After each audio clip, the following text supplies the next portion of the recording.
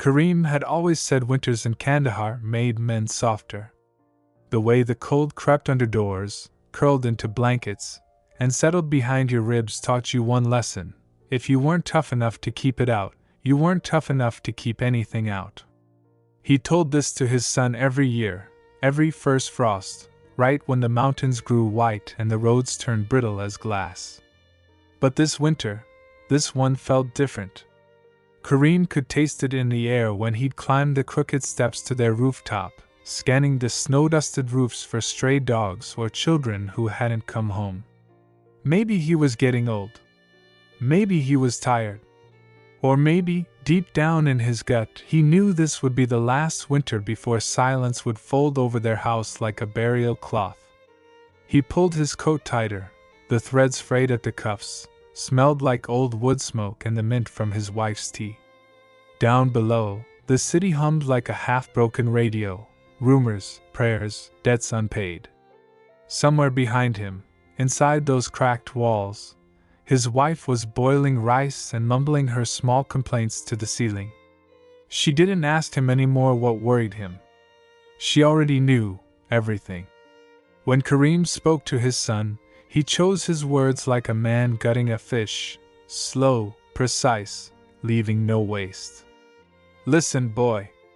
There's a war coming that doesn't wear uniforms. When it knocks, don't open the door. When it whispers, don't answer. And if I'm gone, remember how I tied my boots. It'll matter more than you think.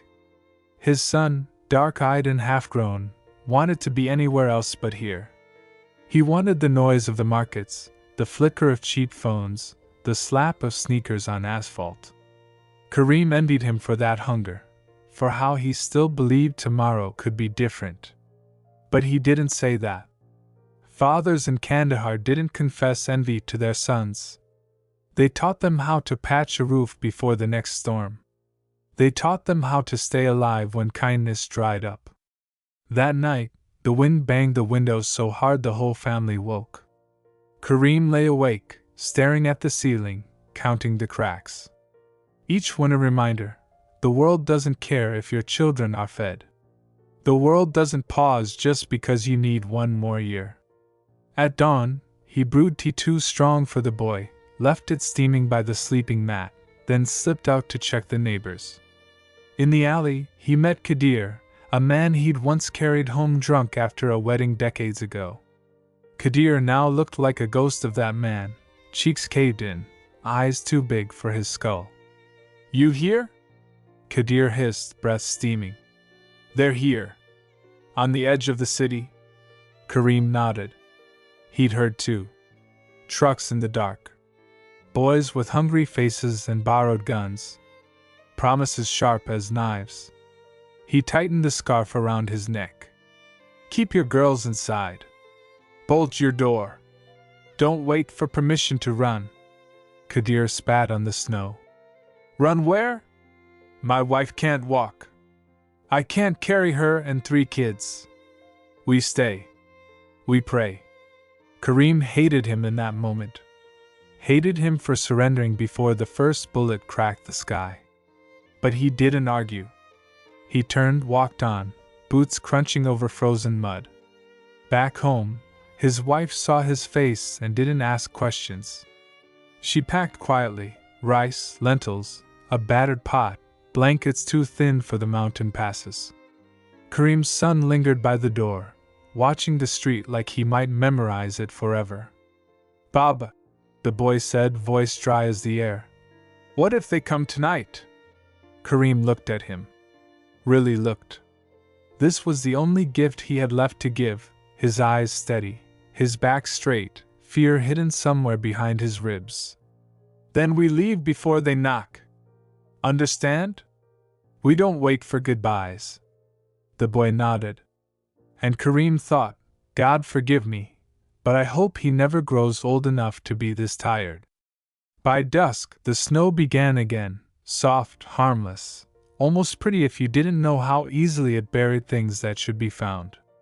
Inside their home, 3 bodies pressed close for warmth, breathing the same cold air, dreaming separate dreams. Outside, shadows gathered. Guns clicked softly against wool coats. And deep inside Kareem's chest, an old part of him whispered, "This is what fathers are for, to stand at the door when the wolves come." Teeth bared, even if they know they can't win. I lost track of how long I'd been stumbling after Bashir through these harsh ridges and dry ravines. My breath was heavy, lungs raw from the dry wind. The mountains didn't care who we were or why we ran. They simply watched, unmoving, as we dragged our tired bodies higher each night. By now, our makeshift path had become a ritual: sleep by day, crawl by dusk, climb by starlight. Sometimes I caught myself mumbling prayers I hadn't whispered in years, words half forgotten, half invented anew. Maybe God listens better when you're on your knees in the dirt. Bashir, for a man who nearly bled out weeks ago, had a kind of animal stubbornness I envied. He limped, sure, but he pressed forward with a fire in his eyes that kept my own doubts silent. Sometimes he'd mutter, "Kareem, just a little further, there's an old shepherd's trail here, I swear." On the fourth night of our push toward the border, the weather turned. A cold mountain wind bit at our necks like teeth. We wrapped our thin scarves tighter, but my bones still rattled from the chill. Hunger didn't help. We'd been rationing a handful of dates, stale bread crumbs, and a flask of boiled river water that tasted more like rust than life. When dawn threatened to spill over the ridge, Bashir found us a half-collapsed stone hut tucked behind a boulder field. It must have belonged to some forgotten goat herder. Inside, dust and old straw clung to our hair, but it kept the wind off. I laughed dryly when I lay down, a laugh that startled even me. "We're fugitives, Bashir. Hunted by the world's strongest army, and look at us, hiding in a goat shack, wrapped in rags." He didn't laugh back. He just stared at the crack in the wall where morning light slipped in like a knife blade. "I'd rather be hunted here, Kareem, than caged back there." I closed my eyes and drifted off listening to the wind argue with the stones outside. When I woke, the sun had begun its cruel game, heating the rocks until the shack felt like an oven. Bashir was gone. Panic snapped me awake. I crawled out, half blind, half dreaming he'd left me. But 20 paces away, I found him crouched at a trickle of water seeping from the rocks, wetting a rag, pressing it to his leg wound, whispering to himself. "You scared me, old friend," I said. "You snore louder than a mule, Kareem." I needed silence to think. I almost snapped at him, but my mouth was too dry to waste words. Night came fast again. This time, we risked lighting a small fire, just a few twigs in a hollow between boulders. Flames were life. Flames were betrayal. One careless glow could give us away. But cold and hunger make a man bold. Bashir pulled out the last of the dried meat. We chewed it in silence, chewing on memories at the same time. "Do you ever wonder what you'd be if the Americans never came?" I asked him. He thought, eyes half closed. "A farmer. My father's land near Jalalabad. Wheat and apricots. I'd still be a translator. Maybe teaching English to school kids." He barked a short laugh. "Now look at us. Smugglers. Ghosts." I wanted to argue that we were more than ghosts, that our families still made us men worth something. But the words stuck behind my teeth. Near midnight we moved again. The final stretch to the pass Bashir trusted was more animal crawl than walk. At one point, the path dropped into a ravine so narrow my shoulders scraped both walls at once. I swear, I heard my own heartbeat louder than my steps. Halfway through, Bashir's breath caught. He stumbled, collapsed on all fours. "No, no, no, Bashir, get up. Please don't you give up now." I shoved my shoulder under his armpit, hauling him up like a bag of flour. He groaned curses at me. I pretended not to hear. We emerged into the open just as the sky lightened behind the black outline of the border peaks. Below us, a valley spread wide and dark. Somewhere down there, hidden like a secret under thorn bushes and old tribal stones, lay a footpath locals used for centuries to cross into safer lands. "One more night," Bashir gasped. "We rest now, cross at dusk. Too exposed in daylight." We found a pocket of shadow beneath an overhang. My legs wouldn't stop shaking, even when I sat. I drank the last sip of water and swore to the stars that I'd find more come sunset. Before I drifted to sleep, Bashir murmured, "Kareem, if I die, you tell my son. Tell him his father died free, not chained. Don't talk nonsense. You'll tell him yourself." But in my chest, a tiny cold stone said otherwise. "I'll stop here for this part, so you get a heavy, longer section. If you want, I can roll straight into the crossing and first steps on the other side. Want me to keep going right now? And I'll also craft the photo for this chunk, a tense mountain scene with Kareem and Bashir by a fire in the rocks." When Kareem tore himself from the half-collapsed hut at dawn, he felt like he was peeling his own skin off the past. Behind him lay the fire pit, cold now, a circle of soot and stones that had been his whole kingdom for days. He didn't look back. A man who looks back turns to salt, he remembered someone saying once. Maybe his mother, maybe Omar. He couldn't pin it down anymore. The first hours were easy. He almost believed the dry wind at his back was some kind of mercy. It pushed him forward like a father's hand on a small boy's shoulder. But the desert is a liar, and so is the wind. By noon his throat was a scraped pipe. His tongue stuck to his teeth like old cloth. He muttered curses at the sun, at the sand, at his own feet, which dragged through the powdery drifts and left nothing for anyone to follow. Sometimes he saw figures ahead, people squatting in the shimmer where the heat touched the dunes. He called out, but they flickered and melted each time. His voice was nothing, just one more ghost. He found a dry wadi by late afternoon, the skeleton of a river that had laughed at the mountains centuries ago and died laughing. Here he let himself fall under a bent acacia. Its branches rattled like bones above him. He pressed his ear to the ground, searching for the river's heartbeat beneath the dust. He heard only the hush of blood in his own head. "Kareem!" The whisper startled him awake. How long had he slept? The sky was blood and purple now. Omar crouched beside him, face half-shadowed, half-lit by the dying sun. His brother's voice was patient, but there was an edge now, a sharpness that hadn't been there before. "Why stop here? The city's close. You promised we'd make it." "You said?" Kareem groaned. "I didn't promise a damn thing." Omar smiled sadly. "You did. Back in the cell. You swore we'd see the city lights together."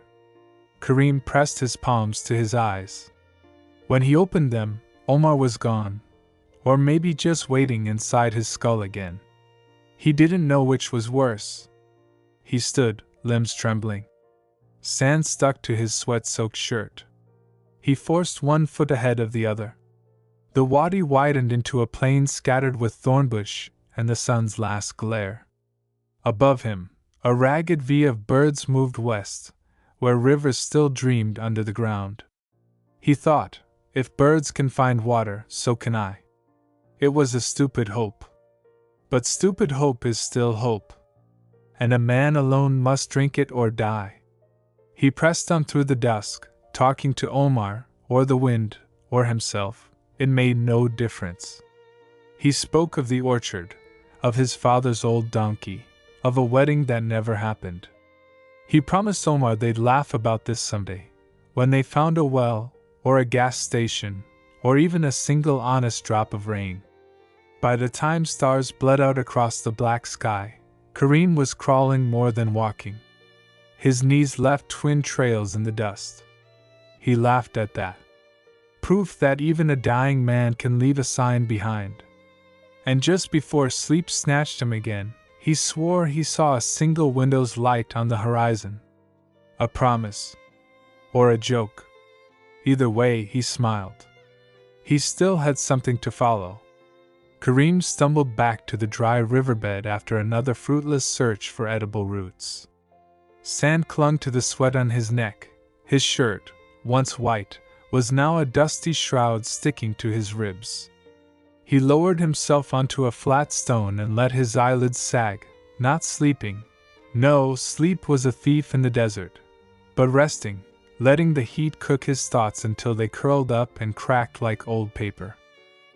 He thought about his father's old radio back in Calm, the one that hummed all night with news of wars that never seemed to end.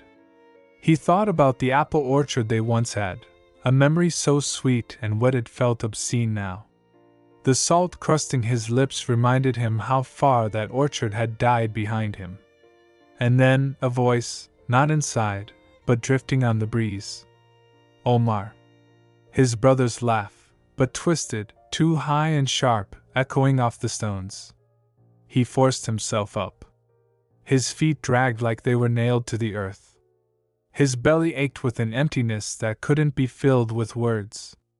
The camp was nothing but a ragged circle of rocks now, a few blackened tin pots, and that cursed plastic bottle he kept rinsing in sand. Omar crouched by the small fire, coaxing a few twigs to flame. When Kareem approached, Omar didn't look up, just kept humming that childish tune about a goat they used to tease in the alley behind their school. "You're wasting wood," Kareem croaked. His voice startled even himself. Omar didn't answer, but his shoulders shook with silent laughter. Kareem squatted next to him, eyeing the meager flame. He wanted to curse, to hit him, to tell him they had to keep moving before the sun rose higher, but instead, he just sat. Let the heat lick his cracked fingertips. Let his eyes glaze over the fire's dance. In the silence, a question gnawed at him: what if Omar was never here at all? But he pushed it away. You don't question your only companion in the desert, even if he's a ghost. Even if he's you. That evening, the wind picked up, cruel and sharp. Kareem wrapped a frayed scarf over his face, but grit still found its way into his teeth. His skin stung. He remembered the oil drums back home, the way they burned all night when the power failed, the whole neighborhood reeking of cheap diesel and secrets. He thought of his wife. Or ex-wife, maybe. He wasn't sure anymore which word was right. He could still see her standing at their door, arms crossed, saying, "Don't come back if you leave this time, Kareem." Yet he left anyway. Left everything, except this voice in his head that kept replaying her anger, her tired eyes, her final silence. In the desert, all silence sounds the same, your own heartbeat, slowing a little more each day. Omar tapped his shoulder. Kareem jerked awake. He must have drifted again. The fire was gone, buried under blown sand. "Water?" Omar asked softly. Kareem laughed, a dry bark that scraped his throat raw. "What water, brother? The river is bones. Like us." Omar grinned. His teeth were too white. Too perfect for this wasteland. Kareem looked away. He forced himself to stand. His knees wobbled but held. "Come on. We follow the stars tonight. Maybe we find the old highway. Maybe there's a truck, or a sign, or a miracle." Omar rose beside him, that ghost smile unwavering. They walked. And for a moment, Kareem almost believed they'd reached the edge of this hell. But dawn came anyway, merciless and the same. The night sank its teeth deep into Kareem's skin, and for the first hour he did nothing to fight it. He lay sprawled under a star-splattered sky, ribs aching with each ragged breath, and tried to remember his father's face. It wouldn't come. Only the smell of the old man's cigarettes lingered, mixed with sweat and motor oil. Funny, Kareem thought, how a man's scent survives longer than his words. He drifted in and out, no clear dream, only the echo of his brother's voice, sometimes singing, sometimes scolding. At one point, he heard a radio crackle somewhere out on the plain. A woman's voice, soft and urgent, reading news from a city that had forgotten him years ago. He smiled at that. Let them forget. What did he care for headlines and politicians while his bones turned to sand? Yet just before dawn, something stubborn in him snapped awake. It wasn't hope. He was too smart for that word now. It was older, meaner. Survival at its ugliest. He clawed himself upright, swaying on hands and knees like a drunk, tasting blood and sand and old regret. His cracked lips mumbled, 1 more mile. Just 1 more mile, and I can die in a better place. When the sun's first blade cut the rim of the earth. He was moving, stumbling along a thin trail that might once have been a caravan path. 1,000 footsteps before him. 1,000 bleached bones scattered like breadcrumbs for the vultures. He didn't mind the bones. At least they were honest, dry truth under a lying sky. By mid-morning, he saw a sign of life. Not people, not yet, but tracks. Fresh tire prints scored into the hard pan. He dropped to his knees and pressed his palm to them, as if he could suck warmth from the faint imprint of rubber. Some filthy old pickup. Maybe a smuggler. Maybe worse. But at this point Kareem would crawl into the devil's own truck bed if it meant 5 minutes out of the sun. He shuffled on, his shadow shrinking, the dunes on either side like silent judges. When he found the first empty water jug, half buried at a turn in the track, he laughed so hard he almost choked. It was a cheap plastic bottle, dented and sun-bleached. He shook it, nothing. He tore the cap off anyway and licked the brittle rim until his tongue bled. Pathetic old fool, he told Omar, or himself, or whoever still bothered to listen. The truck came at noon. A cough of dust on the horizon. Kareem had collapsed in the shade of a boulder by then, legs folded under him like a penitent. He squinted at the rising plume. At first, he thought it might be another mirage. God knows he'd seen enough ghosts rolling over the dunes. But the rumble grew louder, realer. Metal rattling, pistons fighting old rust. The noise made his heart pound so hard it hurt. He forced himself upright and staggered into the middle of the track. The truck shuddered closer, a battered Toyota with a tarp flapping loose in the bed. 2 men in the cab. One leaned out the window as they braked, squinting at Kareem like he was roadkill that had somehow crawled back to its feet. "Habibi!" the driver barked. "You want to die standing here? Get out of the road!" Kareem raised a hand. Words scraped his throat raw. "Water! Please!" The passenger laughed. Young, with a face that might have been handsome if not for the missing teeth. He tossed an empty soda can at Kareem's feet. "We got whiskey, old man! You want that?" Kareem sank to his knees, coughing. He didn't even flinch when the truck lurched forward, tires spitting grit into his eyes. But 10 meters ahead, the brakes squealed again. The passenger spat into the dust, then jumped out and walked back. "Where you going, huh?" he asked, poking Kareem's shoulder with his boot. "Nobody out here but jackals and old ghosts." Kareem swallowed blood. "City," he rasped. "Just the city." The young man snorted. "A city? Nearest thing's 2 days that way, if the police don't shoot you first." He turned and shouted to the driver in Arabic Kareem barely caught. "He's finished, leave him." But something flickered in the driver's eyes. He drummed his fingers on the wheel, watching Kareem through the cracked windshield. Maybe he saw something there, the ruin of a man who wouldn't beg but wouldn't lie down either. Finally, the truck rolled back. The door creaked open. "Get in, old goat," the driver said flatly. "We take you far as checkpoint. After that, you are not my problem. Understand?" Kareem didn't answer. He couldn't. He crawled to the open door like a beaten dog and dragged himself up by the greasy handle. The cab reeked of diesel and stale cigarettes. Heaven. The young passenger shoved a half-empty water bottle against his chest. "Drink slow. You vomit, I punch you." Kareem nodded, eyes closed. The first sip felt like swallowing knives dipped in honey. Outside the window, the desert slid by, gold and white and endless.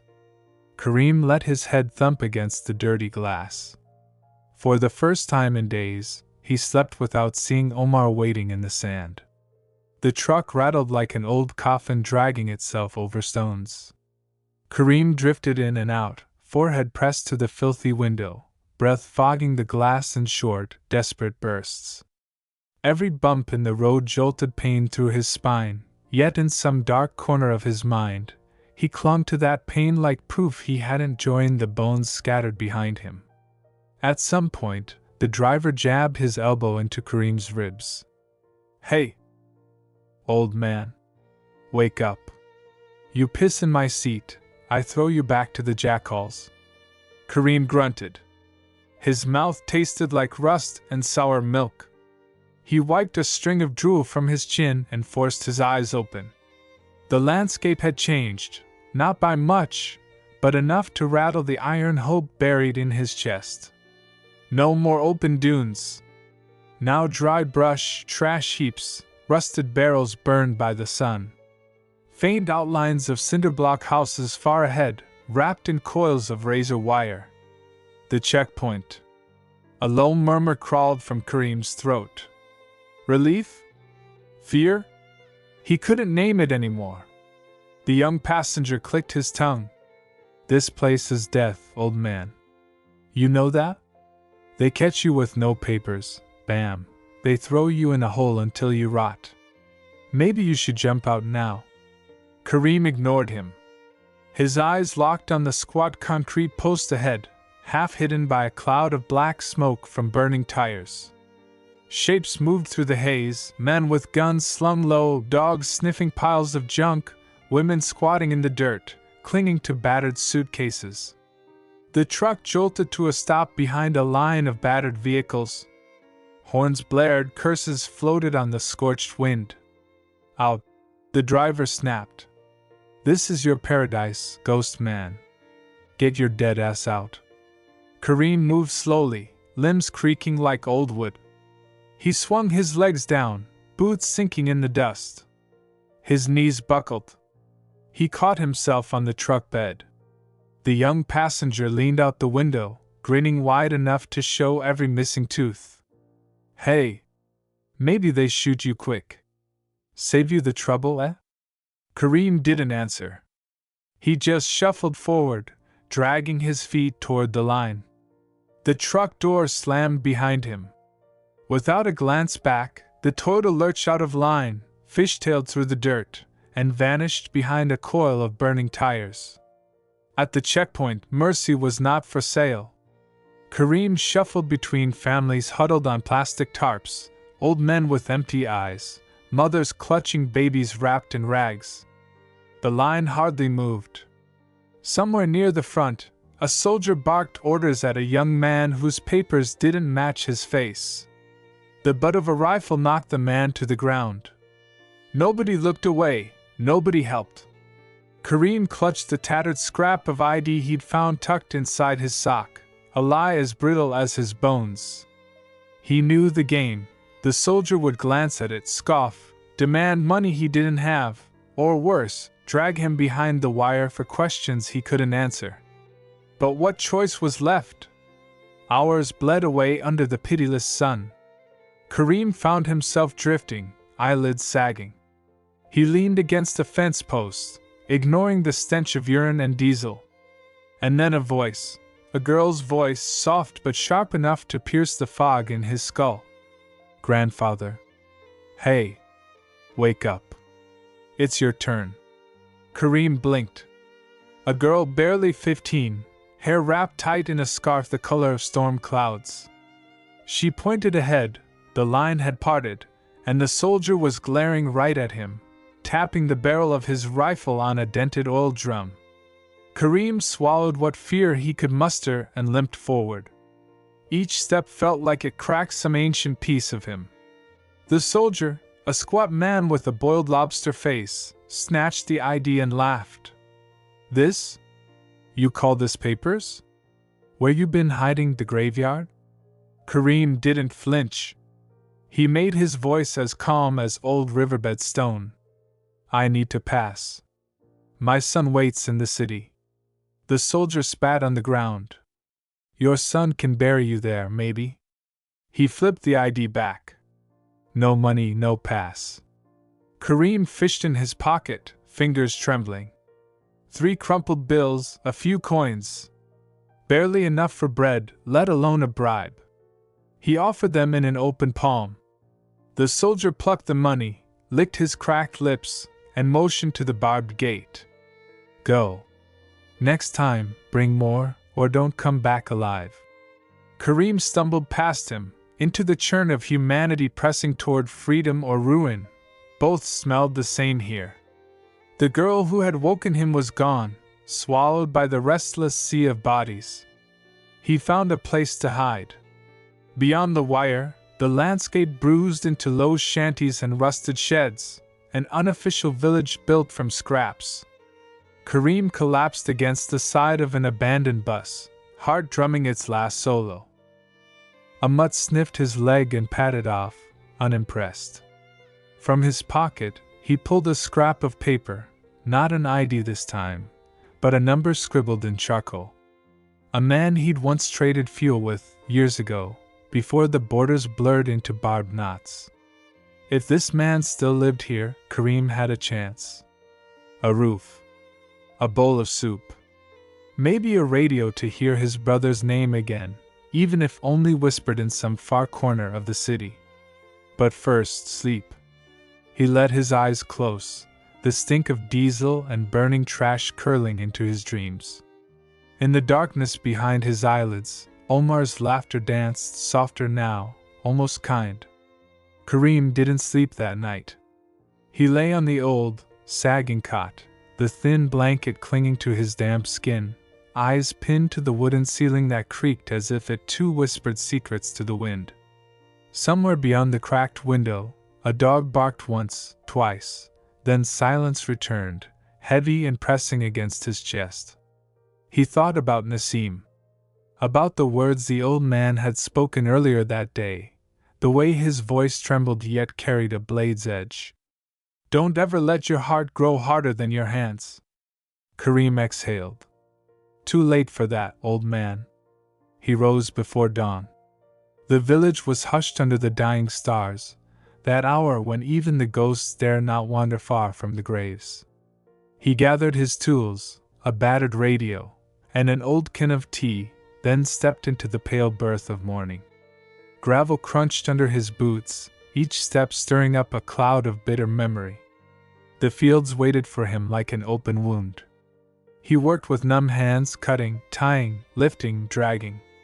Hours bled into one another, sun climbing, beating, then hiding behind restless clouds. Once, Nassim limped by, leaning heavily on his stick, offered him a half-smile that said more than any sermon could. By noon, the heat turned thick enough to bend the horizon.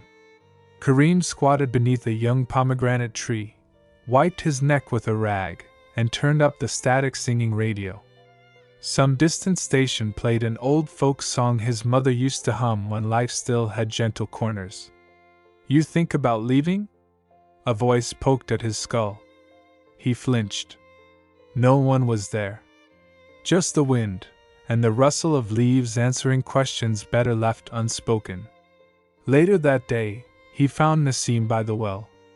The old man was struggling with a bucket, his hands trembling like leaves caught in an argument with the wind. Kareem took the rope without a word and drew the water. Nassim looked up, lips cracked into something like gratitude, but Kareem only nodded, then walked away, buckets swinging by his side like a pendulum marking the seconds he wished he could steal back. That evening, the village gathered near the central courtyard, battered lanterns swaying in the soft dusk. Someone passed him a cup of bitter coffee. Children played tag among the goats, and sacks of grain piled for the coming festival. The laughter, the small gossip, the way dusk painted people's faces in forgiving shades, it made Kareem's throat tighten against his will. A woman he barely knew approached him, eyes lowered, hands clutching a scarf against her chest. She asked if he would help fix her roof tomorrow. He said yes before his brain could protest. She thanked him softly and slipped back into the murmuring crowd. Hours later, back in his shack, Kareem let the weight of the day crash over him. He pressed his forehead against the cool clay wall, feeling the drumbeat of his heart slow to match the pulse of the sleeping village. He hated himself for caring. Hated himself for wanting something soft in a life carved out of rock and regret. Before he drifted off, he heard Nasim's voice echo once more, not from the doorway this time, but from deep inside the cage of his ribs. Not every debt needs gold to repay. Some debts are paid with kindness, boy. Kareem thought of the roof, the well, the eyes of a tired woman who didn't flinch when she spoke to him. And he wondered, just for a fleeting heartbeat, if maybe, just maybe, he could lay down the blade, if only for a night. But dawn always came. And dawn was cruel to dreamers. At the first hint of light, Kareem was already up, not because he wanted to be, but because his sleep had betrayed him yet again. Dreams had gnawed at him all night, flashes of an old courtyard where his mother's voice still lingered, a boy he barely recognized as himself running barefoot through poppy fields, laughing, stumbling, dreaming foolish dreams that cracked like dry clay under his father's belt. He sat by the dying embers of last night's coals, poking at them with a stick, half hoping they'd catch flame again just to remind him that something could burn twice. When they didn't, he spat in the ash and stood. Outside, the village was waking, slowly, like an old man with stiff bones. Roosters crowed their rusty chorus, goats bleated for the hands that fed them, and from somewhere down the lane came the rhythmic clang of a hammer, maybe Farid the blacksmith, who owed Kareem a favor he'd never collect. Kareem's back ached as he lifted the worn tools over his shoulder. He made his way toward the woman's house. Her name, he remembered now, was Layla. Her roof had sagged under too many seasons of unkind rains. He told himself he was doing this because she had asked, because it was simpler to mend shingles than mend himself. Layla greeted him with a quiet nod. Her son, a boy of 8 with 2 large eyes, peered at Kareem from behind her skirt. Kareem tried to smile, but it stuck halfway in his throat. He climbed the ladder, felt it shudder under his weight, then set to work tearing away rotted planks and rusted nails. Hours passed under the cruel eye of the sun. Sweat stung his eyes, splinters dug into his palms. Below, Layla boiled tea on a small brazier, the fragrant steam drifting up, carrying whispers of the life he never dared to believe was meant for him. Once, he caught her watching him, not with fear, not with pity, but with something softer, almost dangerous. He looked away, hammered faster.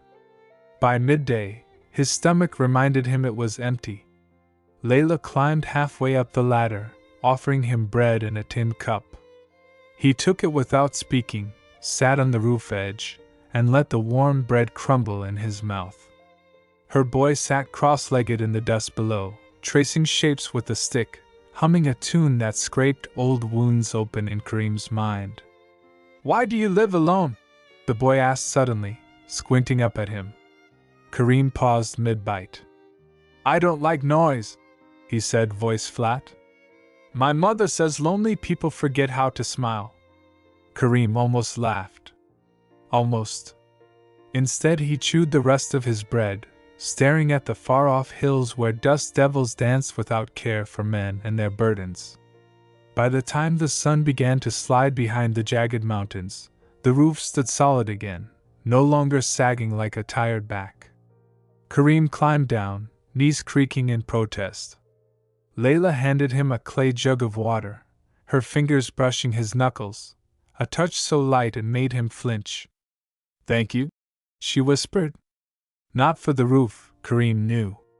Not only for that. He didn't answer.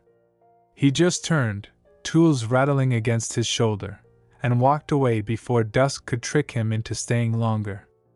That night, back in his hut, he poured water over his head, letting the grit and sweat swirl around his feet. He thought of Nasim's words, of Layla's eyes, of the boys humming. The village had begun to seep under his skin again, the way old roots pry their way through stone walls if left unchecked. Lying on his cot, he stared at the ceiling and caught himself wondering, how long can a man pretend he doesn't need what everyone else does? The wind rattled the loose shutters as if to answer, not forever. When the late spring winds softened and the sun found its way between the crooked planks of Kareem's repaired roof, he allowed himself a rare indulgence. He sat on the doorstep, breathing. It wasn't peace. No, that was too big a word for these dusty mornings. But it was something close enough that he dared not name it, lest it vanish. He watched his neighbor's goats munch at a torn fence. He thought about his father's words, about how a man's voice can build walls stronger than stone or shatter them just as fast. He thought, too, about Tariq, a name that tasted sour when he dared say it under his breath. It had been 15 days since the last storm. Kareem had mended every crack in the house, replaced the old oil lamp, and started leaving his shoes by the bed like a man expecting guests. And guests came, drifters needing directions, boys chasing a stray dog, sometimes a government man with paper forms Kareem pretended to read. But not Tariq. Not once. Then, one evening that smelled of rain that wouldn't come, he heard footsteps that didn't belong to goats or children. Slow, steady. Kareem stood behind his door, fingers on the latch but no courage to open. He heard a voice, so quiet it was almost a cough. "Brother. It's me. Open the door, I can't stand here like a thief." It had been 15 years since they'd spoken without shouting. The desert had stolen Tariq's black hair, replaced it with a gray Kareem resented. His brother's eyes were the same, restless, cornered, always watching the ground for snakes that lived in people's hearts. They sat across the small clay table. No tea boiled. Kareem's hands shook too much to light the stove. The silence did all the talking at first. The wind scratched the window with the branch he always meant to cut. "I heard about the storm. And the girl. I thought I should come. You thought nothing for 15 years. Why now? You still like your questions sharp as blades. I have answers dull as rocks. I'm tired, Kareem. I'm old.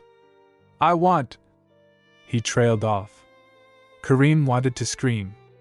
He wanted to weep. He did neither. He counted Tariq's wrinkles, the scars on his knuckles, from a fight over land that was never theirs, from nights he came home drunk, from arguments their mother prayed to erase. Tariq finally said it. "I have nowhere else. They sold my goats. The bank took my truck. I have debts, ugly ones. I'll work. I'll sleep outside if you want. Just don't turn me away." Kareem had spent 15 years building this quiet hate into a fortress. Now it stood there, brittle. He wished for that storm to return, to sweep his brother off the porch so he wouldn't have to decide. "You will sleep inside. You will not touch a bottle. You will not lie to me. You lie once, you leave once. Understand?" Tariq nodded like a child nods when he fears the belt. Kareem hated himself for feeling stronger at that moment than ever before. The nights were different with Tariq back. The house creaked louder, The floor groaned under footsteps not his own.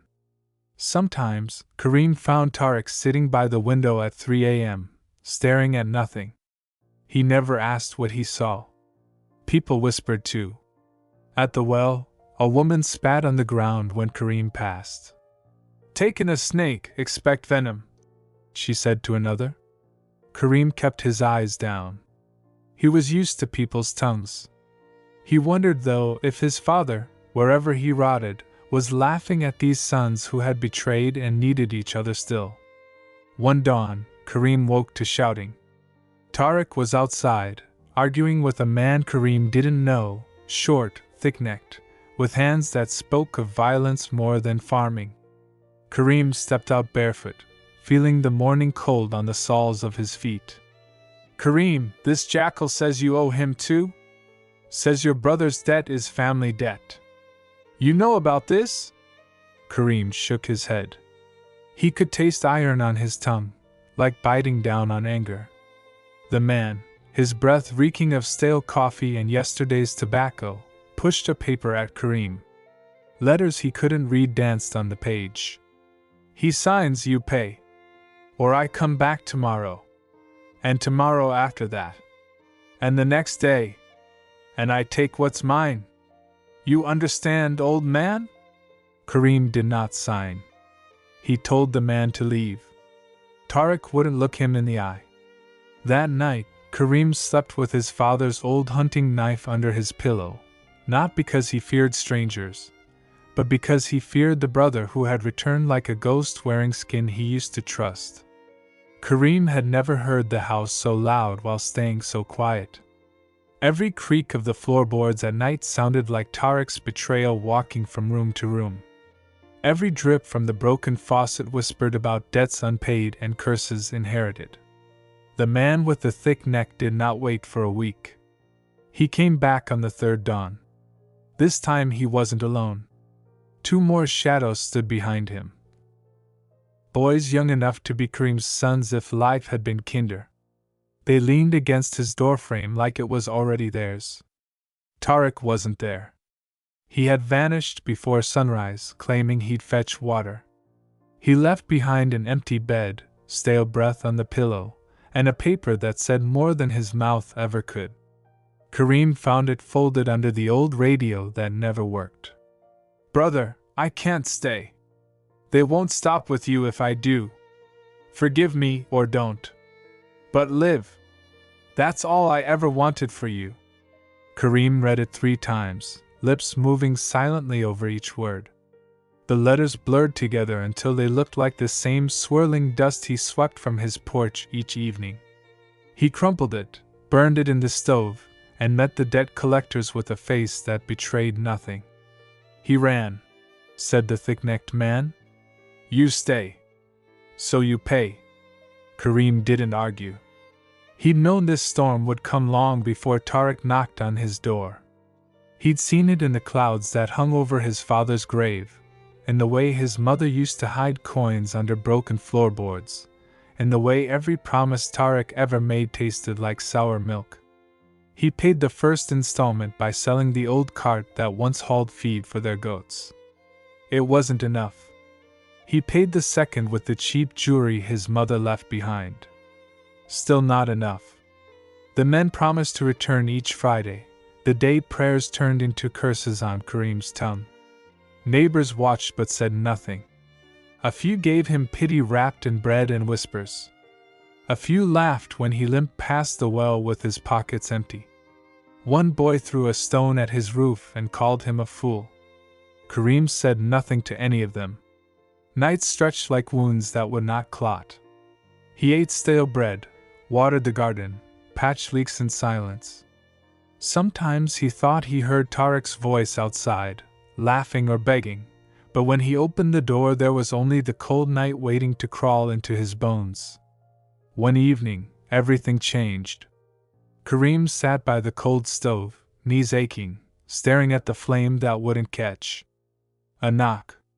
Slow, polite, as if asking forgiveness before demanding more blood. He braced himself, his father's knife tucked under his belt.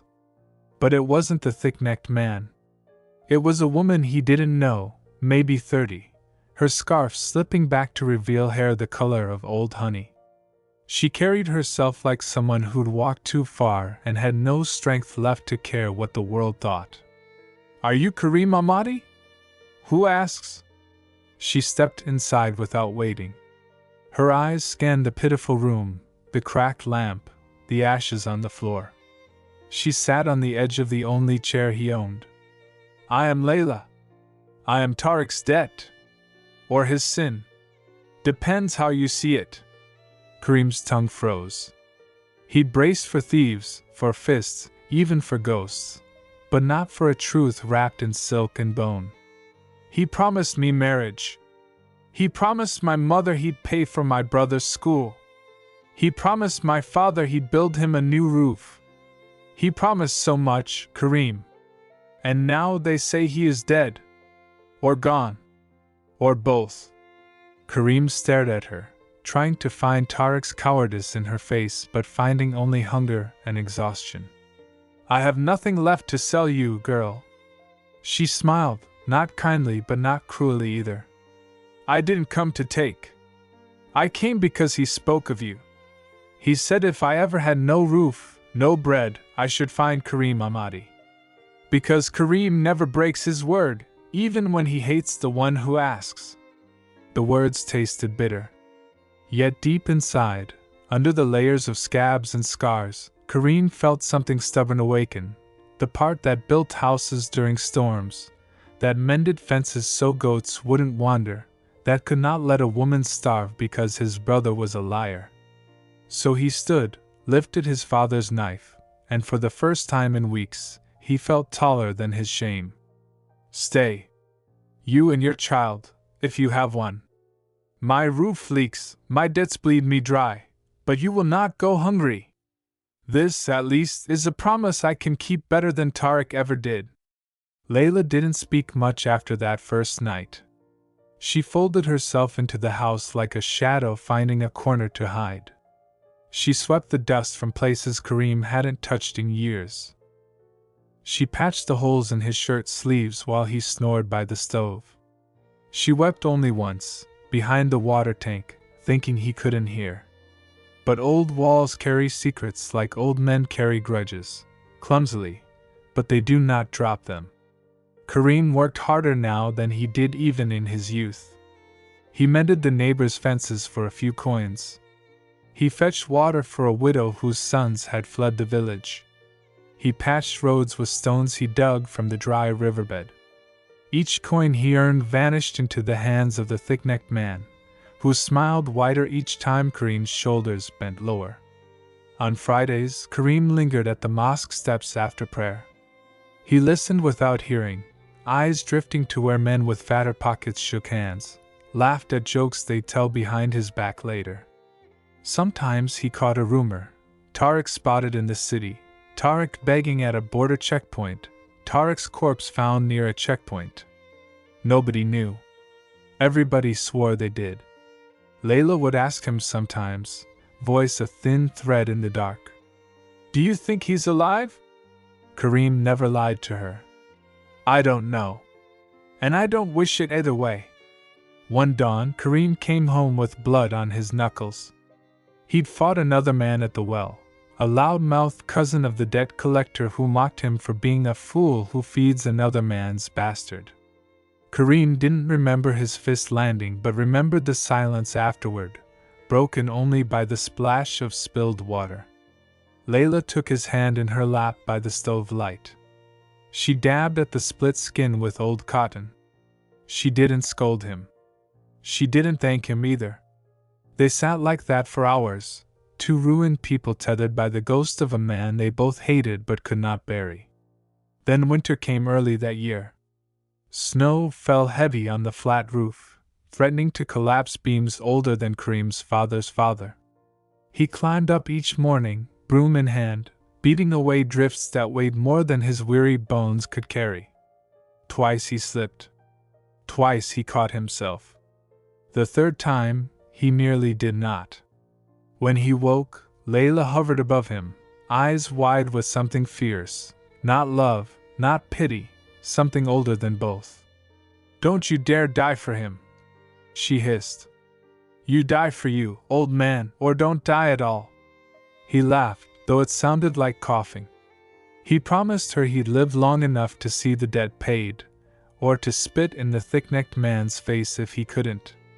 By midwinter, a rumor reached him like a wind through broken windows. A merchant at the next village claimed to have seen Tariq, not begging, not hiding, but working for some foreign contractor building roads far north. No debts, no shame, a new name maybe, but the same crooked grin. Kareem knew what he had to do. He lay awake all night listening to Layla's breathing and the house groaning under snow. At dawn, he pressed a few coins into her palm. "I'll find him. I'll bring him back, or his bones if I must. Keep my house standing until I do." She didn't cry. She didn't beg him not to go. She only tied his scarf tighter around his throat and said, "If you bring him back, make him stand here and pay every coin with his own spit and sweat." Kareem nodded. He wished, for just a flicker of a heartbeat, that she had told him to stay instead. But wishes were for children. Kareem was a man with a roof to fix, debts to bury, and a brother to drag home, alive or dead. When Mina opened the door, Kareem stood there with 2 heavy bags hanging from his shoulders, and exhaustion dripping from every line on his face. She didn't say a word, just stepped aside, letting him drag the desert and the road dust right into her tiny kitchen. Inside, the air smelled of old spices and the stubborn mint tea he kept boiling every damn night. He dropped the bags near the crack table and sat in his usual spot by the window, where he could watch the dying garden crawling with weeds he no longer bothered to pull out.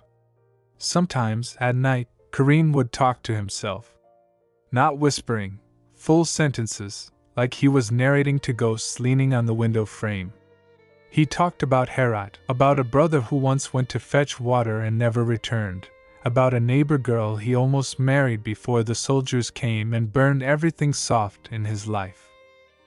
Mina would listen from her bed, the door slightly ajar, heart beating in someone else's rhythm. She never stopped him. If he poured out his ghosts in words, maybe they wouldn't choke him in his sleep. One night she woke up to the floor creaking. Kareem's shadow moved down the hallway, slow, careful. Mina stepped out, her feet cold on the stone floor. She found him by the old shelf, holding a faded photograph, a woman with bright eyes, standing next to a boy who looked just like Kareem but untouched by sorrow. He turned to her. His voice cracked like dry wood. "Do you think, if I hadn't left, she'd still be alive?"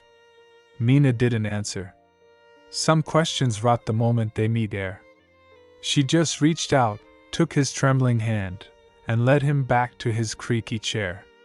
The photo stayed behind, face down on the dusty shelf, hiding its truth from the light. Outside, a wind had started, dry, rattling the metal gate. In that wind, Kareem closed his eyes and drifted, mumbling names of people who no longer answered back. But tomorrow, he'd rise again. Sweep the porch. Fix the fence. Reheat that mint tea like it was the only anchor left to keep him from drifting into the past completely. And Mina would watch, half angry, half afraid of the day when even that ritual would abandon them both. Kareem lay awake on his thin mattress long after the desert winds had calmed outside. The silence of the village at night was comforting but also heavy, pressing on his chest like a secret he could not unload. He thought of the well again, its dry mouth gaping beneath the soil like a mocking grin. His people trusted him to find water where none seemed to exist. And he, stubborn old Kareem, had promised them he would. In the hush before dawn, he rose and stepped outside. The sand was cold under his feet, a sharp reminder that the sun would soon come to bake it cruelly once more. He crossed the courtyard where Amina had left her clay pots to cool. He paused, looking at the way moonlight kissed the rim of each pot, as if blessing the simplest things they had. A soft cough behind him startled him from his thoughts. It was Amina, awake too early, a scarf thrown loosely over her hair. "Father, come back inside. You need sleep," she whispered, but her eyes said she understood. Kareem would not rest tonight. He only smiled. "I have slept enough for one life, my child." He left her in the courtyard and walked east, toward the old fig trees by the abandoned irrigation channel. Decades ago, these trees had been fed by water flowing freely from the mountain springs. Now they stood as brittle skeletons, reminding him of promises broken by the earth itself. He knelt near one tree and pressed his palm to the cracked ground. His father had once taught him, "Listen with your bones, not just your ears." So Kareem stayed there, a hunched shadow under the first hints of dawn, listening for a sign. Behind him, he heard footsteps. Omar, his eldest son, appeared, carrying a battered metal cup filled with leftover tea. "You should not come alone, Baba. Wolves still prowl sometimes." Kareem chuckled. "Let them come. I have nothing left worth stealing but my stubbornness." Omar sat beside him and handed over the tea. They drank in silence. Then Omar spoke what they both feared. "The village council met again last night. Some men say we must leave. Take our families and go south, where the government trucks bring bottled water." Kareem bristled. "And become beggars in a city that spits on farmers? No. Our roots are here. The well is here. I will find its mouth again." Omar sighed deeply. He had learned long ago not to argue when his father's voice turned to stone. They sat like that, father and son, two worn bodies clinging to a memory of life beneath their feet. The sky slowly bled orange above them, and still Kareem whispered to the ground, as if his words could squeeze a drop of mercy from dry rock. By noon, the heat pushed them back to the village. Kareem refused rest and instead gathered the younger men, cousins, neighbors, even boys not yet sprouting beards. He spread out his father's old maps and marked a new circle beyond the fig grove. "There. We dig there next. No deeper than the last time, but wider. The signs are good." He caught the flicker of doubt in the boy's eyes but ignored it. Doubt was poison when your only currency was hope. For 3 days they dug, shifting the pale soil, swearing under breath at each new stone. Kareem's back bent like a hook, his palms split and bled, but still he swung the pickaxe. Omar begged him to rest. Amina brought bowls of lentils and dates, only for Kareem to wave her away with a tired grin. At dusk on the third day, as the last strokes of sun dipped behind the western hills, someone's shovel struck not rock but something softer, a different tone under the dirt. The sound snapped everyone awake. Kareem fell to his knees, clawed the soil barehanded, and laughed like a man who had found gold. There it was, moist earth. Not a flood, no promise of a river, but a beginning. He cupped the wet dirt to his face, felt its cool breath against his skin. Around him, the young men stared with the all one holds for a prophet or a man. "It will come back," Kareem said hoarsely. "Little by little. It will come back." And for the first time in weeks, the village lamps burned brighter than the stars overhead. Kareem lay awake through the sticky hours of the night, his hands behind his head, staring at the cracked ceiling as if it might whisper a solution. Every creak of the wind against the old window reminded him that tomorrow he'd rise before the sun, drag his aching body to the fields, and bend his back until the call to prayer carried him home again. But tonight something restless clawed at him, an unease that wasn't just about the debt, or the leaking roof, or the thinning flour jar. It was a raw thought: have I truly done enough? His father's voice floated back to him from his boyhood, reminding him of honor, pride, dignity. But pride didn't feed a hungry child. Dignity didn't patch a rotting beam. He had watched neighbors lose everything, and some never got back up. He wouldn't let that be his story. Not while breath still rattled in his chest. By the time the first pale light broke across the orchard, Kareem was already at the far edge, inspecting trees with a sharp eye. Every branch, every root, he knew them better than the lines in his own palms. He talked to them softly, as if old friends might listen and reward him with fruit fatter than any drought could steal. Then came the whispering again, not the trees this time, but neighbors gathered by the well, speaking of a new factory opening 2 towns away. Good wages, they said. Steady work, they said. A man could save enough to replace a roof in 1 season if he was strong and silent about the dust in his lungs. Kareem spat into the dirt. Work in a tin box with air so foul your bones rattled at night? He'd sooner die in the sun among his roots and branches. But the numbers kept mocking him in his head. The roof needed more than spit and prayer. That night, he confessed to Layla while she kneaded bread in the warm glow of a flickering lamp. He spoke of his doubts, his fear of losing the orchard, the ache in his spine that no herbs or whispered blessings could soothe anymore. She turned, hands dusted white, eyes shimmering with the firelight. Kareem, she murmured, this land is not just wood and dirt. It's us. Our sweat. Our children's footsteps. You'll do what you must, but promise me one thing, do not lose yourself to save bricks and tiles. Promise me you'll come back to me whole. He couldn't promise that, and she knew it.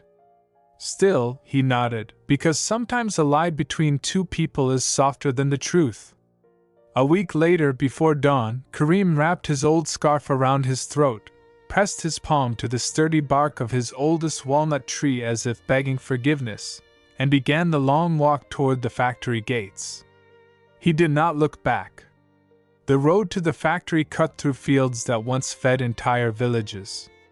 Kareem walked it alone, a speck moving across the dawn-stained horizon. With every step, he could feel the orchard tugging at him, like a child clutching a father's sleeve. But need can strangle nostalgia quick. By the time the sun climbed fully, he found himself standing in a line of men who looked just like him. Weathered faces, dry lips, eyes sunk from worry but still stubbornly awake. They didn't talk much. What was there to say? Every man there was selling a piece of his life for a handful of coins and maybe, just maybe, a little hope stitched in between. Inside, the factory buzzed and moaned like a dying animal. Heat slammed him in the chest the moment he crossed the threshold. Machines the size of elephants churned and hissed, belching out warm metal breath that settled deep in a man's bones. A foreman with a belly like a barrel barked at Kareem without lifting his eyes from a clipboard. Name? Kareem Ahmadi. Age? Kareem hesitated. He hadn't said that number out loud in a while. 59. The foreman snorted. Still strong? Kareem's pride flared. Stronger than most boys here. We'll see. Take that shovel. Waste piles that way. Hours blurred into hours. Kareem found himself buried waist deep in slag and smoking ash. He moved like an ox, steady, deliberate, ignoring the sting in his wrists and the hot knives behind his ribs. Around him, younger men crumbled faster. They bent double, coughed crimson flecks, vanished for water they could barely afford. But Kareem refused. He refused to fall before the job fell done. Each swing of the shovel reminded him of vines he'd once trained to wrap around broken beams, the same care now redirected at mounds of metal waste. Nights were worse. He'd curl up on a thin cot in a barack that smelled of sweat and rust. He missed Layla's warm breath on his neck, the way she scolded him for tracking mud inside. In sleep, he dreamed of the orchard, branches heavy with promise, leaves whispering secrets. And when he woke, it was iron and smoke again. On the 4th week, the foreman handed him an envelope, thin, greasy at the corners. Kareem opened it behind the furnace, counting the notes 3 times. Not enough. Never enough. He could replace a corner of the roof, maybe buy new shoes for Hakim. But the orchard still needed tools, the walls still needed mortar, and the debt still sat on his chest like a stone that would not roll away. He thought about running, walking back home under the cover of night, pretending he'd never come here, telling Layla he'd found work nearby. But shame is a hard thing to outrun. So he stayed. One more week, then another. One evening, as the sky bruised purple, Kareem limped outside the factory gates. He leaned against the fence, watching trucks rattle past, loaded with things he'd never afford to buy. Next to him, a boy no older than Hakim wiped his nose on a sleeve. "Mr. Kareem, when I get old, will it get easier?" the boy asked, voice trembling. Kareem almost laughed. "No, son. It doesn't get easier. But you get tougher." He clapped the boy's shoulder, turned back to the roar inside the factory, and stepped back into the belly of the beast. Kareem's hands trembled as he held the envelope the lawyer had handed him. He sat alone on the edge of his narrow bed, the paper trembling with each shaky breath. Years of sacrifice, bitterness, and a stubborn sense of duty all seemed to collapse into this thin slip of paper, Zara's last will. The old man could hardly bring himself to open it. He glanced at the peeling paint on the wall, the broken radio that hadn't worked in years, and then at the photo of Zara on the small shelf, her smile frozen in time, mocking him or forgiving him, he could never tell. With a sigh that rattled in his chest, he tore open the envelope.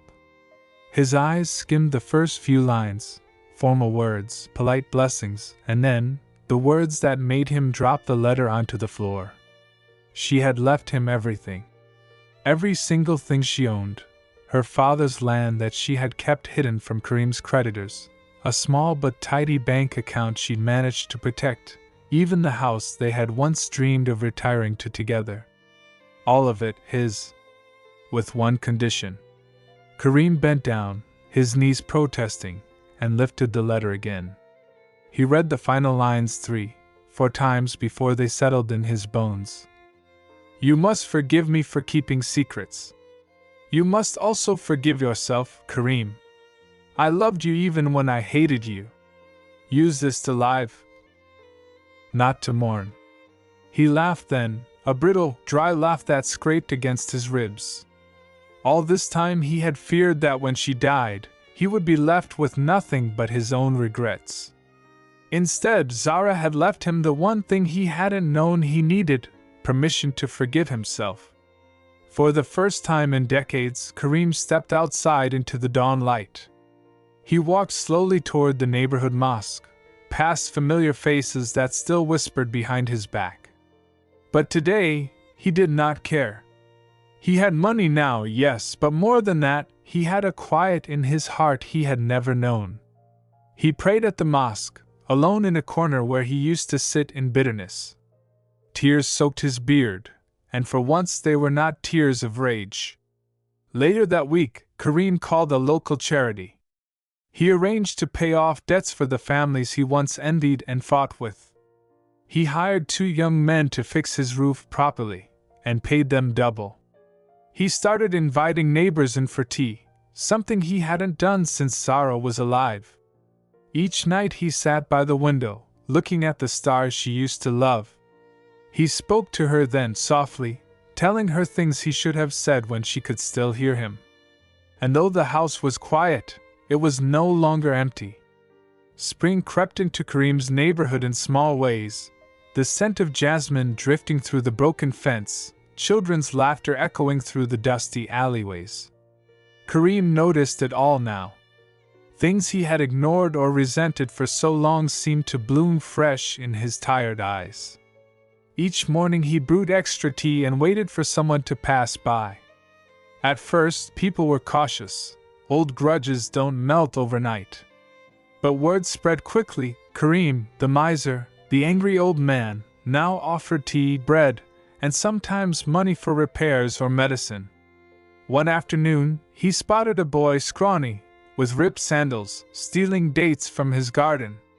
Years ago, Kareem would have shouted, maybe even slapped the boy and cursed his parents. But now, he merely stepped outside, caught the boy's wrist gently, and asked, "Are you hungry?" The boy's eyes widened. He nodded. Kareem led him inside, fed him proper food, and sent him home with a small bag of rice. Days later, the boy's mother appeared at his door with tears in her eyes, begging forgiveness for her son. Kareem only waved her off, pressing a few coins into her palm. As weeks passed, Kareem felt a strange lightness in his chest. Guilt still lingered. Regrets do not vanish like smoke, but each small act of kindness smoothed an edge, like water carving stone. He started visiting Zara's grave every Friday. He brought fresh flowers, whispered apologies, and sat with her until the sun dipped behind the hills. Sometimes he imagined her voice in the breeze, teasing him, scolding him gently for taking so long to soften. One night, unable to sleep, Kareem found himself rummaging through an old trunk. Inside, he discovered letters, yellowed with age, Zara's handwriting dancing across the fragile pages. Love notes from their youth, scribbled recipes, small prayers for his safety during long work trips. He read them all, voice trembling, lips cracking into a smile he thought he'd forgotten how to wear. It struck him then how deeply she had loved him, despite everything. How fiercely she had guarded tiny hopes even when bitterness filled their home. The next morning, Kareem called the lawyer again. He arranged to donate part of Zara's hidden inheritance to rebuild the local school. He promised the rest would help the mosque's roof, the orphanage's crumbling wall, the streetlights no one ever bothered to fix. His own needs were small now. Food, shelter, a warm cup of tea, and a handful of children's laughter at his door each morning. Kareem, the angry old man, had turned into something unexpected, a quiet legend on his street. The man who gave more than he kept. The man who sat at dusk, eyes lifted to the stars, whispering stories to a wife he finally understood too late, yet maybe, just in time. As the first hints of dawn crept over the rooftops of the village, Kareem sat awake in the wooden chair that had become his anchor these past nights. He felt the bones in his back protest each shift of weight. But he did not stand. He couldn't. His eyes drifted to the corner where little Tariq slept on a pile of blankets, mouth slightly open, small fists clenched against some unseen dream. For a fleeting moment, Kareem allowed himself to hope. Maybe tomorrow, maybe the letter would come. Or the doctor would knock, carrying a miracle in his worn black bag. But Kareem knew better. Hope was not medicine, nor was it a promise. He rose slowly and went outside.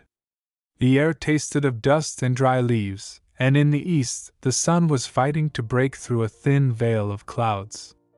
Neighbors were already moving about, a few early roosters, a muffled argument 2 houses down. Life continued, indifferent to the cracks in Kareem's heart. He shuffled to the fence he had rebuilt last year when he still had strength for hammer and nails. Now the boards leaned again, mocking his efforts. He pressed his palm flat against the wood, as if testing its loyalty. Inside, Lena stirred and coughed. That sound, the hollow bark that made Kareem's chest tighten each time, reminded him that a father's love was often useless against a disease. He had sold the last of his cousin's jewelry to pay for herbs that did nothing. He had begged old men in the mosque to pray for her, though he wasn't sure if God still heard him. He had done everything except the one thing he dreaded most, leaving her side. But that idea had taken root in his nights, growing louder than his fear. If he crossed the border, found work for a few months, rough, dangerous work, perhaps carrying cement on some oil road, he might return with enough money to pay a real doctor. Or at least buy the foreign pills that the rich used. Kareem stared at the horizon. He felt like a man about to step into the sea, knowing full well he could not swim. He thought of his wife's eyes when she whispered, "Don't go. If you leave, who will hold her when she cries?" And yet, if he stayed, who would keep her alive at all? He rubbed his hands together, the skin cracked like an old map. "I will do it for you, my daughter," he told himself. "Even if it breaks me." Behind him, the door creaked open. Tarek stood there, hair sticking up in all directions, clutching a battered toy truck. He blinked at his father and asked, in a voice still tangled in sleep, "Papa, are you going away?" Kareem felt the lie crawl up his throat. He almost said, "No, never." But he couldn't. Not this time. He crouched, wincing as his knees popped. He touched his son's cheek. "I might, my little lion. But I will come back. I promise you, I will come back with strong arms and full pockets. And you will keep Mama and Sister safe until then, yes?" Tarek nodded, though he did not understand. Children rarely do. Inside, Lena's cough turned into a soft cry. Kareem straightened, his heart splitting clean down the middle. He would pack tonight. He would kiss their foreheads as they slept. And tomorrow, when the sun rose again, he would be far away, chasing money, chasing mercy, chasing the fragile chance that he could buy back his daughters tomorrow. And for the first time in weeks, he allowed himself a single, shaky smile at the thought. Kareem woke before the first light of dawn, the soreness in his bones reminding him how many nights he traded comfort for survival. Beside him, Hamid still slept, curled up like the boy he once was, despite the weary young man he was becoming far too quickly. Kareem sat up, the blanket falling from his shoulders, and listened to the quiet, the tiny creaks of the hut's wooden planks, the faint stirring of the wind outside. For a moment, he let himself remember how mornings used to smell of fresh bread, of Zara humming while she set tea on the old brass tray. He forced himself to stand before that memory turned into a blade twisting in his ribs. Outside, the village seemed caught in a fragile truce with time. Chickens scratched the earth near the old well, and a couple of women, wrapped tight in their shawls, carried clay jugs balanced on their hips. Kareem nodded at them. One offered a shy, pitying smile. He hated that smile more than he hated the empty belly under his ribs. He moved toward the small garden patch behind the hut. Once it had fed them well enough, but these days the soil was mean and the seeds reluctant. He knelt, fingers brushing dry earth, and spoke under his breath, half a prayer, half a threat to whatever gods still watched over his crooked patch of land. Inside, Hamid woke and stood at the door, rubbing his eyes. "Papa, we should go into town today. Maybe the mechanic needs help again. Or the orchard. They pay for strong arms, even mine." Kareem didn't look up. He pressed his thumb into the soil, feeling for any sign of softness underneath. "We will go. But promise me this, if they speak to you harshly, you say nothing. Keep your eyes low, your shoulders straight. Pride feeds no belly, Hamid." The boy nodded, too old for his years, too thin for his strength. He vanished back inside to gather the patched satchel they always carried, the same one Zara had mended so many times. Kareem allowed himself a bitter smile. Even dead, she stitched their lives together. By mid-morning, they were on the road. Kareem limped slightly, the old injury from his laboring days pulsing like a hidden ember. Hamid kept pace beside him, eyes alert, scanning for signs of day laborers or carts needing a hand.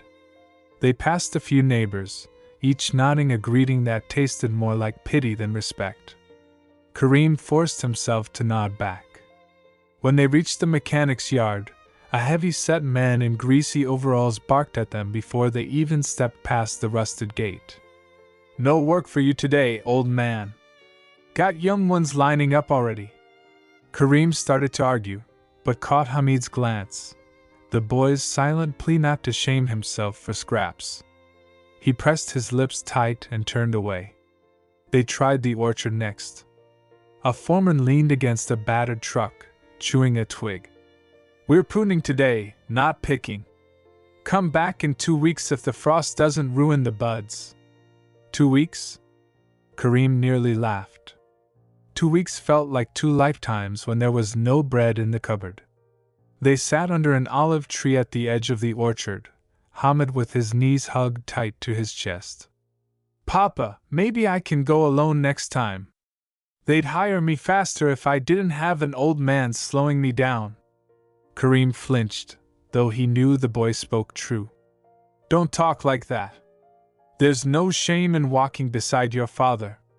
If they look down on me, let them. But they will respect you.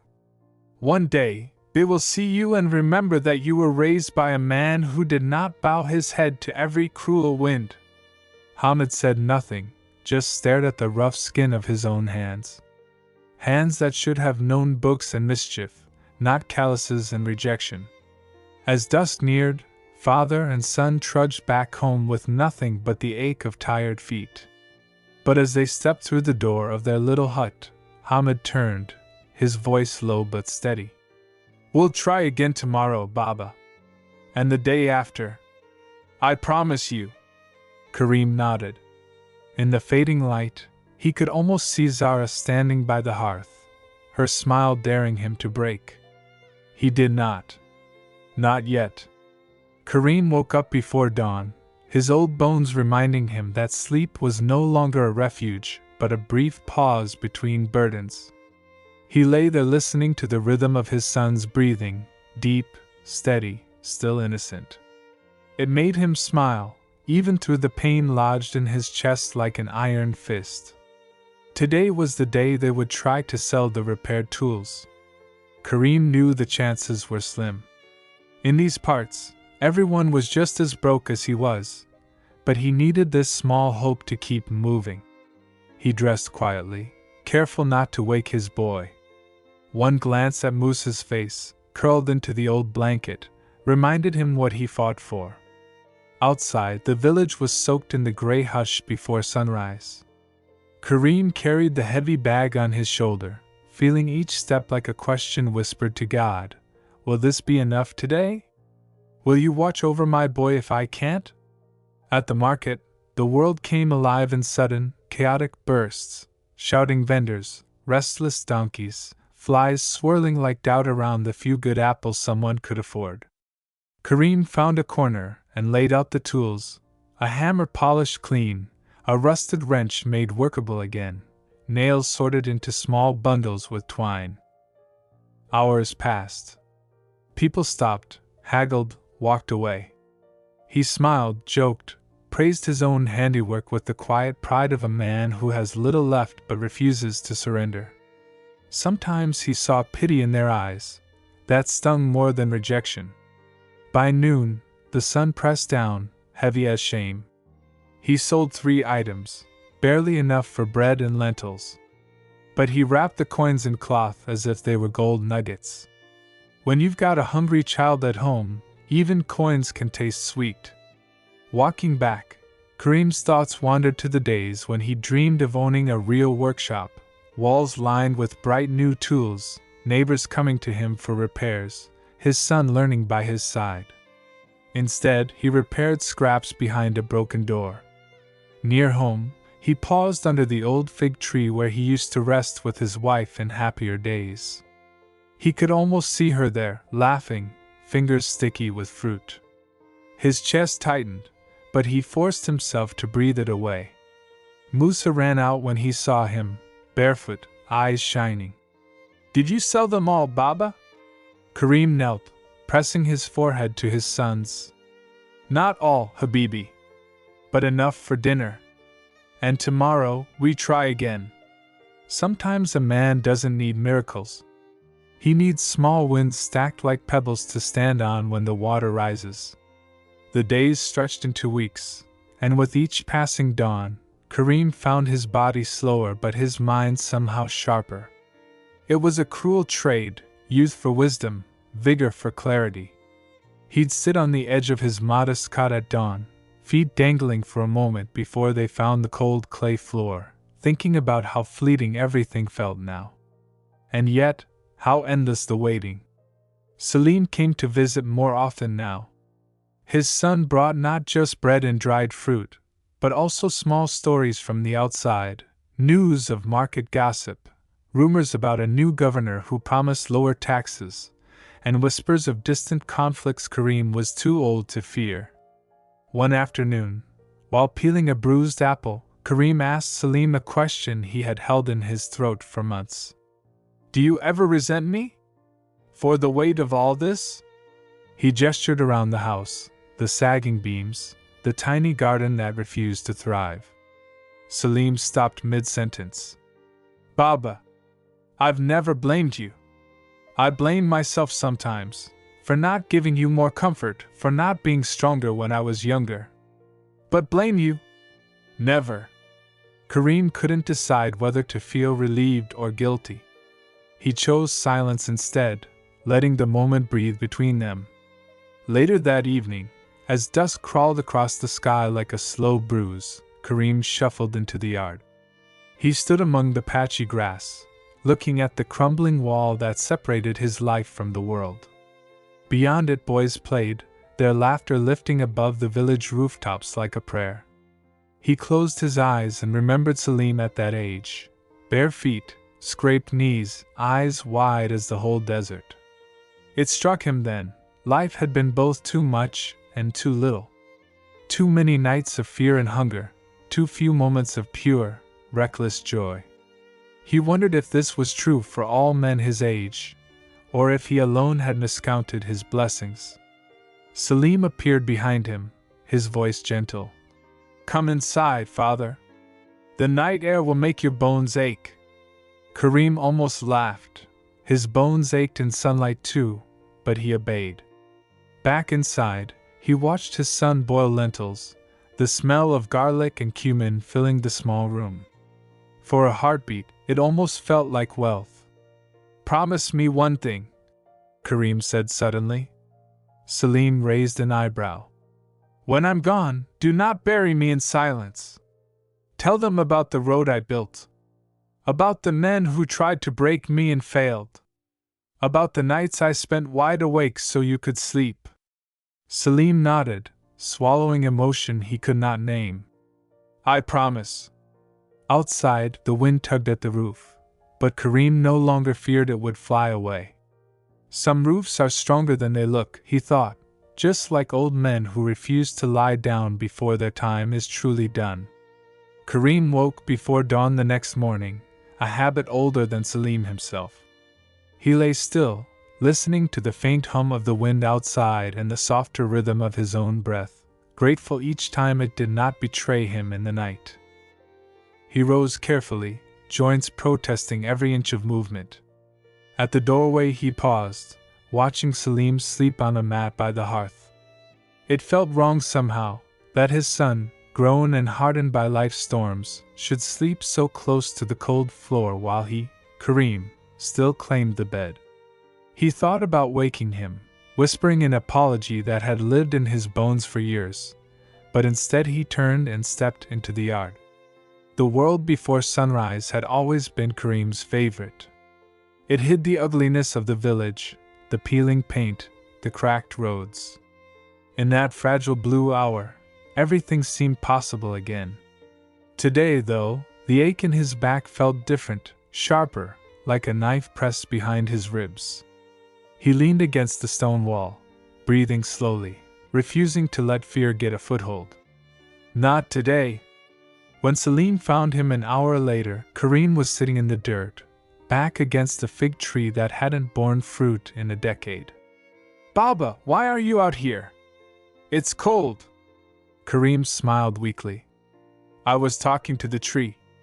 I asked her when she plans to feed you again." Selim knelt beside him, a mixture of worry and helplessness tightening his face. "Come inside. Please. Let me brew you tea." Karim let himself be helped up, each movement a negotiation between pain and pride. Inside, the small pot hissed on the fire while Kareem sat wrapped in his old wool blanket, eyes half closed but ears open. He listened to Salim's voice as the young man fussed about the kitchen. This simple music, was worth more than all the silver he'd ever buried beneath other men's roads. As the tea steeped, Salim spoke about repairs. The roof needed patching again. The well was low, and the neighbor's boy had offered to help dig deeper. Kareem nodded at all of it, but his mind wandered. He remembered the days when he would lift stones twice Salim's weight, sweat pouring down his spine, laughing with other men whose names he had now forgotten. Hard work had been his only dowry for life.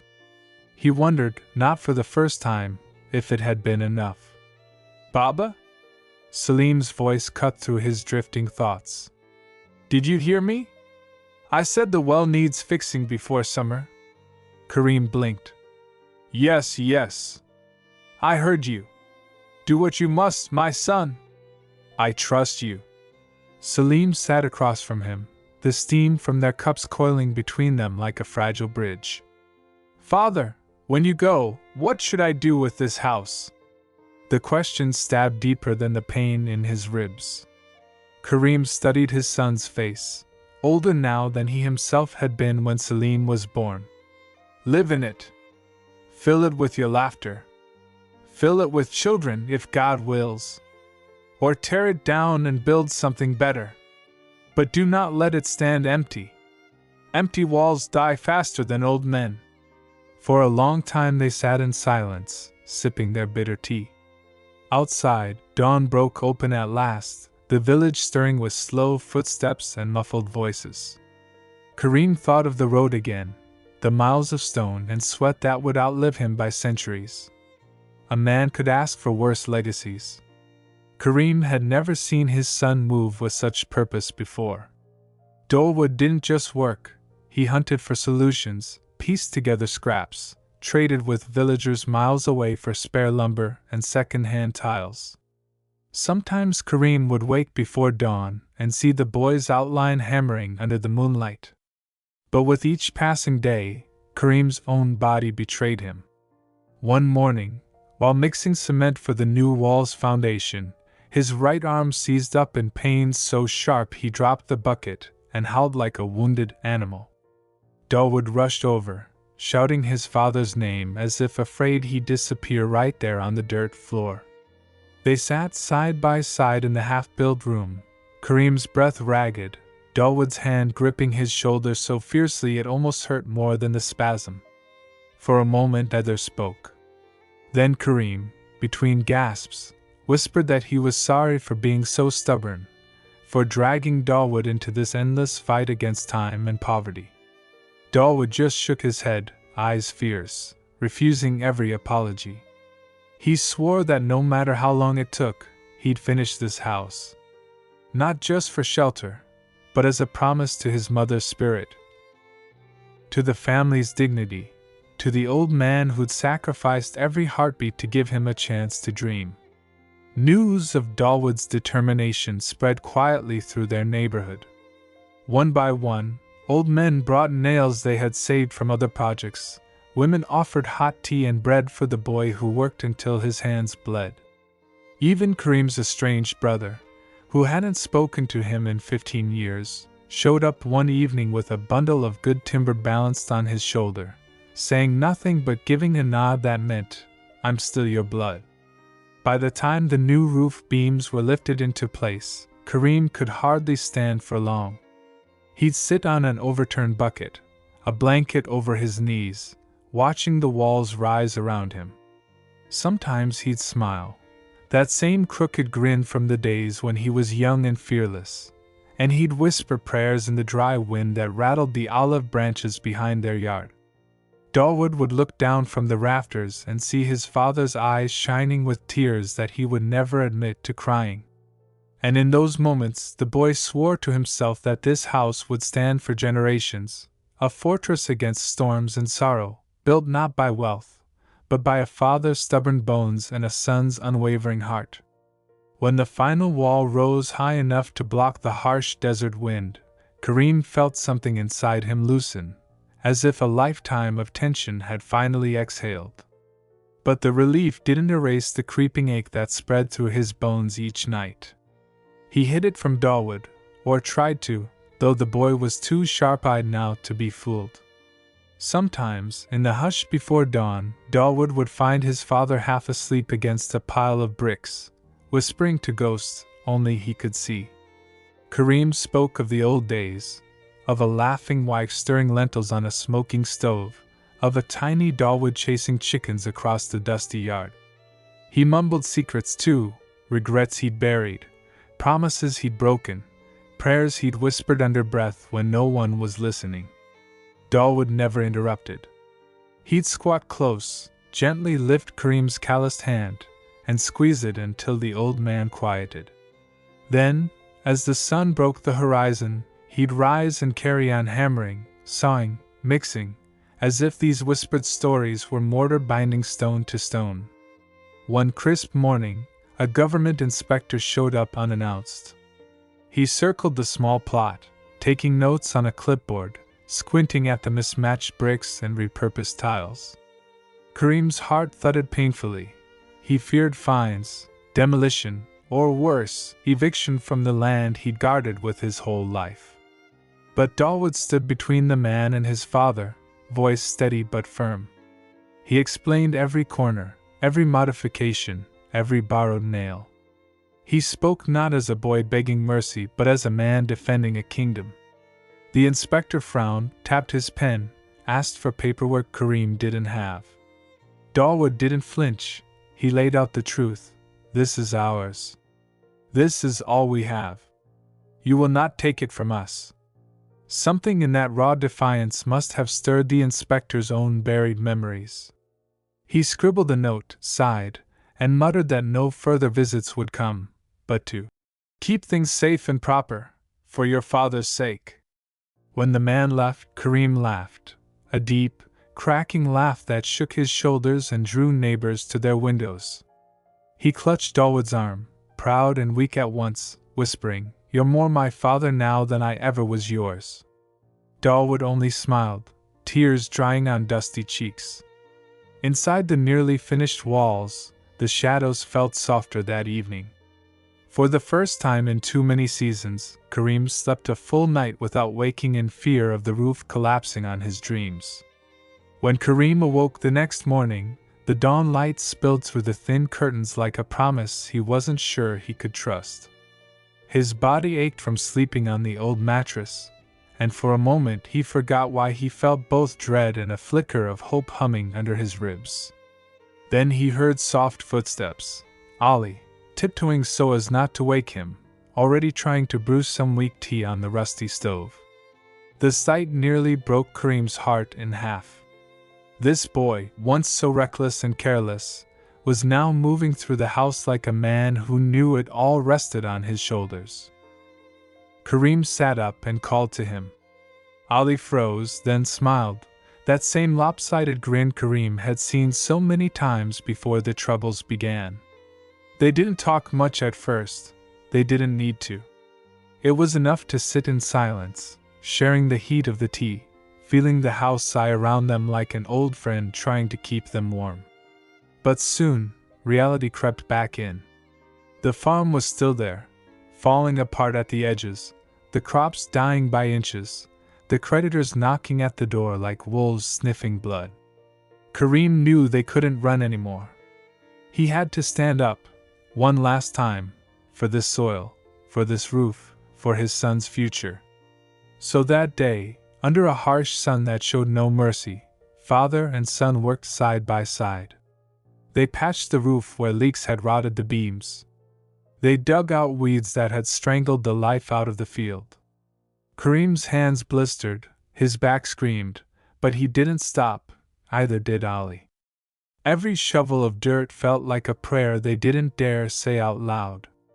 Neighbors passed by, peering over the fence, some whispering, some shaking their heads. Let them talk, Kareem thought. Let them see a broken man trying to stitch his legacy back together with the scraps of his pride. Maybe they'd remember him differently when he was gone. At sunset, when the work paused because their bodies refused to move another inch, Kareem stood at the edge of the field and looked at Ali. The boy was covered in sweat and dust, yet his eyes were clear, not the eyes of a child anymore. Kareem thought of all the times he'd scolded him, doubted him, blamed him for being too soft for this harsh life. Now he saw the steel hidden beneath that softness. Tomorrow, Kareem rasped, voice raw. We do more. We don't stop. Ali nodded. I know, Baba. We won't stop. That night, Kareem lay awake on the creaking bed, the stars winking through the holes in the ceiling. He thought about his father, who had once worked this same ground with the same stubborn hands. He wondered if the old man was somewhere up there, watching, judging, maybe even forgiving. Sleep didn't come easily. But when it did, it brought no nightmares, only a quiet dream of the farm, green again, alive again, Ali's laughter drifting across the fields like a promise fulfilled. Kareem had begun to sense something shifting in the air, not just in his lungs, but in the moods of the villagers too. People who once nodded politely now lingered, leaning on fences, asking him, Is there more work? Do you need help with the pipes, the orchard, the repairs? At first, he bristled. He wasn't building an empire. He was patching a roof so the rain wouldn't soak the blankets where his boy dreamed. But soon Kareem realized these hands, these eyes watching him, they were not beggars. They were witnesses. Witnesses to a stubborn man pulling life from cracked earth. And maybe they too wanted to pull something back for themselves. One evening, while Said was gathering stray planks behind the shed, an old neighbor, Hafez, with skin like parchment and voice like rusted tin, shuffled to Kareem's gate. He didn't knock. He just called out, low and rough. Kareem, they say you want to rebuild the well on the hill. Alone? You think these bones will last forever? Kareem laughed, then coughed. He tasted iron on his tongue but swallowed the worry. I have my son. That's enough bones for now. Hafez spat in the dirt. I have 4 grandsons. They are fools but they carry stones well enough. Let them help you. Let them see a man stand his ground. By dawn, Kareem's small patch of yard hummed with young men carrying buckets, rolling new bricks, and laughing so loud that Said grinned shyly, pretending not to listen while he stacked the tools just so. It wasn't charity. It was something rawer, pride shared like warm bread. Kareem barked orders, cursed when he had to, but when he caught Said watching him, wide-eyed, hopeful, he softened. He wanted his boy to remember this sound, the clang of hammers, the jokes about bent nails, the creak of old bones still willing to lift heavy things for the sake of tomorrow. When dusk fell, the men gathered on rugs spread under the fig tree. Someone poured sweet black tea. Kareem, half dreaming from exhaustion, leaned back against the trunk and thought, perhaps life is not just what you build with your own hands, but what your hands teach others to build once you're gone. And somewhere in that tangled thought, he drifted off, a smile flickering under his cracked lips, while Said curled up beside him, the boy who would carry more than just his name. Years slipped through Kareem's fingers like the grains of sand he'd once cursed for ruining his tools.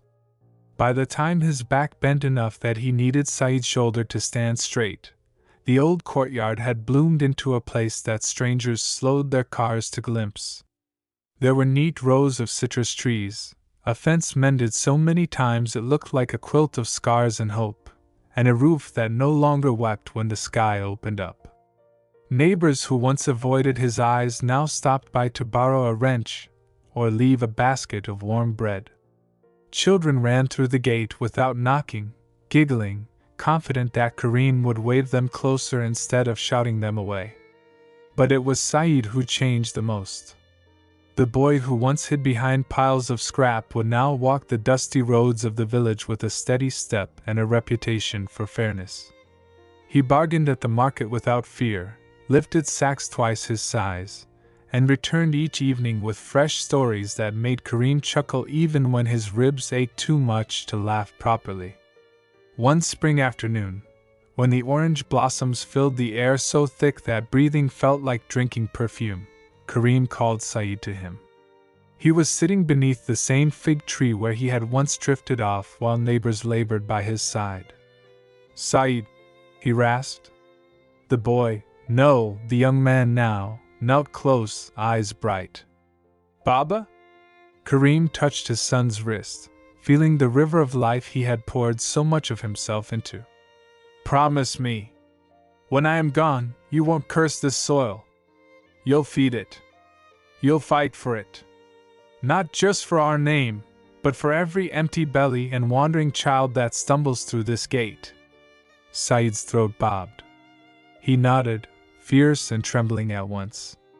"I promise, Baba. I promise." Kareem smiled then, a smile so gentle it made the wind hush through the branches above. He closed his eyes and whispered a single prayer, not for wealth, not for long life, but for his son's hands to stay open long after his own hands turned to dust. And when the prayer ended, Kareem Ahmadi, the man who had been more stubborn than drought and more tender than rain, let go. In the yard he had built with scraped knuckles and quiet rage, Saeed wept alone for a while, then rose as the sun sank behind the roof his father had mended 1,000 times over. He walked to the orchard and dug his fingers into the soil. It smelled of sweat, of old battles, of hope, and in that dirt, Saeed felt his father's heartbeat, steady and endless, promising him that tomorrow would always be worth fighting for. If this story moved you, don't forget to like the video and subscribe to our channel for more powerful stories like this one. Thank you for watching.